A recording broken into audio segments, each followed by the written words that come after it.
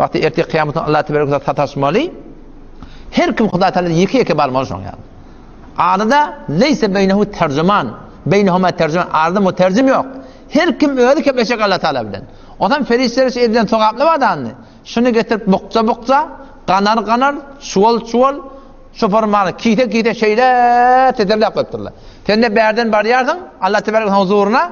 Odan Allah tebaraka emret diýdi. Akbilu hadi, bunu oklan. Wa alquha, bunu kabul edin, onu oklan.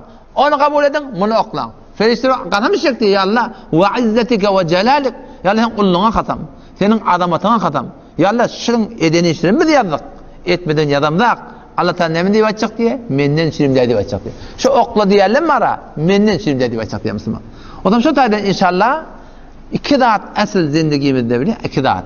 Haýty bir etýän işimiz şeriýata tawramy, o şeşne tawramaly. Şeriýata tawram, hawa şeriýata tawra. Ondan tawra şonna niyeti halislemek gerek. Ya Allah fakat sen razı bol.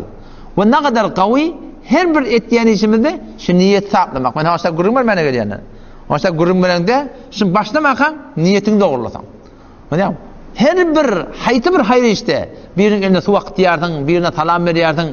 Ulata şu temrini kalbi ýüregiň içindäki zatda hamana birine köşünde dogurlap berýärdiň.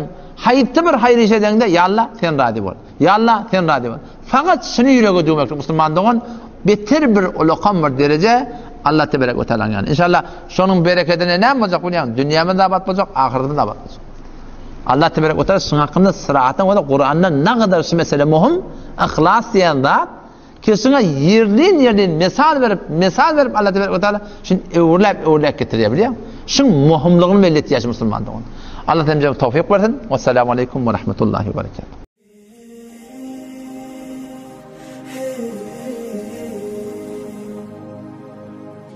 Sallallahu aleyhi ve sellem.